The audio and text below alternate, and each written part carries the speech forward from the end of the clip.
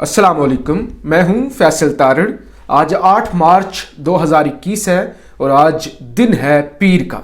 इस वीडियो में सऊदी अरब की सूरत हाल के बारे में बात करते हैं। सऊदी अरब जिसके हालात तेज़ी से ख़राब हो रहे हैं और सऊदी अरब के हालात इस कदर ख़राब हो जाना ये पाकिस्तान के लिए भी ठीक नहीं है और इस खित्ते के लिए भी ठीक नहीं है। अगर इस खित्ते की या पाकिस्तान की बात की जाए और कोई भी नुकसान ना हो पाकिस्तान को या दीगर ममालिक को, तो एक नुकसान ज़रूर है कि यहाँ तेल की कीमतें आसमान को छूने लगेंगी और हमें तेल नहीं मिलेगा, लोग तेल के लिए तरस जाएंगे और जो एक सिलसिला चल रहा है वो रुक जाएगा और मुल्क जो है वो जैम होना शुरू हो जाएंगे। जाहिर है हर चीज़ पेट्रोल से चलती है, हर चीज़ तेल से चलती है पाकिस्तान में, और जो कुछ सऊदी अरब के हालात हो चुके हैं उस वजह से तेल की कीमतें इस वक्त आसमान को छू रही हैं। तेल की कीमत इस वक्त $70 फी बैरल हो चुकी है। वो तेल जो कोरोना के दिनों में $20 फी बैरल पे आ गया था और आम हालात में $40 से $45 फी बैरल होता है, इस वक्त वो $70 फी बैरल हो चुका है। तो आप अंदाज़ा कर सकते हैं कि जो सऊदी अरब की हालात हैं उससे हम किस कदर इफ़ेक्ट हो सकते हैं। अब जनाब सऊदी अरब के क्या हालात हैं? आज एक दिन में सऊदी अरब के मुख्तलिफ शहरों पर हमले हुए हैं। सबसे पहले तो सऊदी अरब के जो तेल की कंपनी है, सऊदी अरब की सबसे बड़ी सरकारी कंपनी अरामको पर हमला हुआ है। फिर सऊदी अरब का एक बड़ा शहर, एक बड़ा सनती शहर दमाम पर हमला किया गया है हौसी बागियों की जानब से। फिर सऊदी अरब का एक और शहर जाजान पर हमला किया गया है। फिर सऊदी अरब का शहर असीर पर भी हमला किया गया है हौसियों की जानब से। कल के दिन जो हमने सऊदी अरब के हवाले से बात की थी उसमें मैंने आपको बताया था कि 2 ड्रोन ताज़ा तरीन दागे गए हैं सऊदी अरब पर और पिछले 24 घंटों में 8 हमले हो चुके हैं। 24 घंटों में 8 हमले हो चुके हैं सऊदी अरब पर। और आज की ताज़ा तरीन खबर यह है कि 3 शहरों पर हमला किया गया है। और फिर सऊदी अरामको कंपनी, फिर जो दुनिया की सबसे बड़ी, जहां से तेल निकलता है, तेल का सबसे बड़ा कुआं, तेल की सबसे बड़ी कान रास्त नोरा पर हौसी बागियों ने हमला किया है। तो हौसियों का इस वक्त मकसद ये है कि उन जगहों पर हमला किया जाए जहां से सऊदी अरब को ज्यादा तकलीफ होती है, सऊदी अरब को ज्यादा जहां से नुकसान होता है। देखिए अब सऊदी अरब ने यह सब कुछ खुद बोया हुआ है। जो सऊदी अरब पर हो रहा है इसके लिए आप सऊदी अरब को मासूम नहीं कह सकते। आप सऊदी अरब पर तरस नहीं कर सकते बंदा कह के बहुत बुरा हो रहा है, इसकी मुजम्मत करनी चाहिए, यार सऊदी अरब के साथ क्या हो गया है। वो बहुत बुरा रहा है और बहुत बुरा होने वाला है, लेकिन ये वो जुल्म है जो मोहम्मद बिन सलमान ने किए हैं, ये वो जुल्म है जो आले सऊद ने किए हैं यमन के मासूम लोगों पर।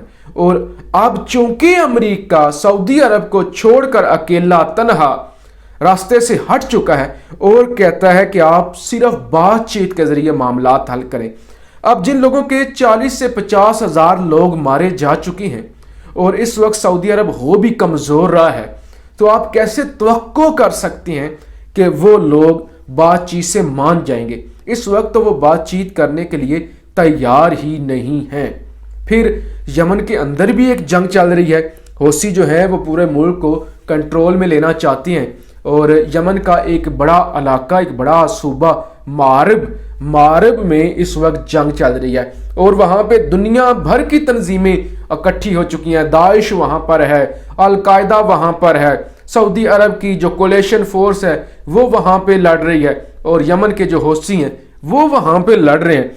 तो हौसी बागी इस वक्त शदीद तरीन गुस्से में हैं और वो किसी भी सूरत पर मारब को हासिल करना चाहते हैं और वो सऊदी अरब से चुन चुन कर बदले लेना चाहते हैं। यही वजह है कि सऊदी अरब के जो हालात हो चुके हैं, جو سعودی عرب کے اس وقت حالات ہو چکے ہیں، سعودی عرب میں لوگوں کی زندگیاں تو خطرے میں ہیں۔ حوثیوں نے یہ تو اعلان کر رکھا ہے کہ کوئی بھی بندہ قریب مت جائے سعودی عرب کی فوجی چوکیوں کے، سعودی عرب کے فوجی اڈوں کے کسی بھی وقت، بلکہ کسی کیا وقت، ہر وقت ہی حوثیوں کی جانب سے وہاں پہ حملے کیے جاتے ہیں۔ لیکن جب کسی ملک کی یہ صورتحال ہو جائے کہ وہاں پہ زندگی کی کوئی ضمانت نہ ہو، تو آپ سمجھ سکتے ہیں کہ وہاں انویسٹمنٹ نہیں آتی، وہاں پہ ٹورزم ختم ہو جاتا ہے، جیسے پاکستان کے ساتھ کیا گیا۔ پاکستان جو کہ ایک خوبصورت ترین ملک ہے، جہاں پہ چوٹیاں ہیں، جہاں پہ اونچی چوٹیاں ہیں، خوبصورت پہاڑ ہیں، سمندر ہے، دریا ہے، دنیا کا بہترین نہری نظام ہے، میدانی علاقے ہیں، فصلیں ہیں، 4-5 موسم ہیں، برف باری ہوتی ہے، تو ہر ایک چیز جو کسی بھی سیاح کو آپ کہہ سکتے فیسینیٹ کرتی ہے، امپریس کرتی ہے، وہ پاکستان میں ہے۔ لیکن پاکستان کے اندر دہشت گردی کا بیج بویا گیا، اور لوگوں کے عالمی میڈیا پر اس طرح کی خبریں چلی کہ اگر آپ میڈیا کو دیکھیں اور آپ کسی بیرون ملک میں ہوں تو آپ کو لگتا ہے کہ پاکستان میں جائیں گے تو ہم زندہ نہیں بچیں گے۔ پاکستان کو افغانستان جیسا دکھایا جاتا ہے، لیکن پاکستان کتنا سیف ہے۔ تو اگر یہی صورتحال سعودی عرب کی رہی، اسی طرح سے حملے ہوتے رہے، اسی طرح سے سعودی عرب کے مختلف شہروں کو نشانہ بنایا جاتا رہا، تو پھر کوئی بھی دنیا کا جو سیاح ہے، کوئی بھی دنیا کا جو بھی بندہ ہے، وہ سعودی عرب کا رخ نہیں کرے گا۔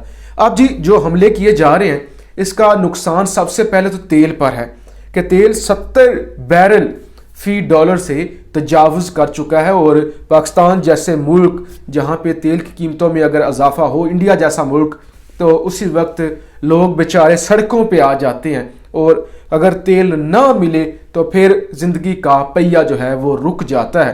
تو پاکستان کے لیے بہت ضروری ہے کہ سعودی عرب کے حالات بہتر ہوں۔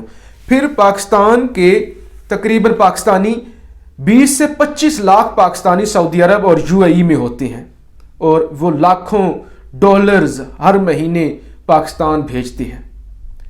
تو ہمیں اپنی معیشت چلانے کے لیے، اپنا ملک چلانے کے لیے، اپنے گھروں کو چلانے کے لیے ضرورت پڑتی ہے ہمارے جو پیارے، ہمارے جو رشتہ دار سعودی عرب کے اندر ہیں۔ تو لہٰذا اگر سعودی عرب میں اس طرح کے حالات پیدا ہو جاتے ہیں، جو جنگی وہاں پہ ماحول بنا ہوا ہے، تو اس سے پاکستان کے لوگ بھی افیکٹ ہوں گے، پاکستانیوں کے کاروبار، پاکستانیوں کے چولہے بھی ٹھنڈے ہو جائیں گے۔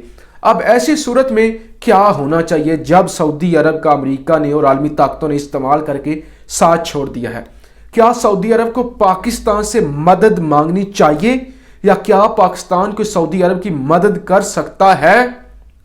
سعودی عرب کو ہر صورت میں پاکستان سے مدد مانگنی چاہیے، اور پاکستان مدد کر سکتا ہے یا نہیں کر سکتا، یہ ایک الگ سے بحث ہے کہ پاکستان ہیلپ کر سکتا ہے یا نہیں کر سکتا، کیونکہ پاکستان اگر یمن کے خلاف کھڑا ہوتا ہے، حوثیوں کے خلاف کھڑا ہوتا ہے، تو اس کا مطلب یہ ہوگا کہ پاکستان ایران کے خلاف کھڑا ہوگا۔ لیکن صورتحال جو ابھی تک بن رہی ہے یہ بہت ہی خطرناک ہے۔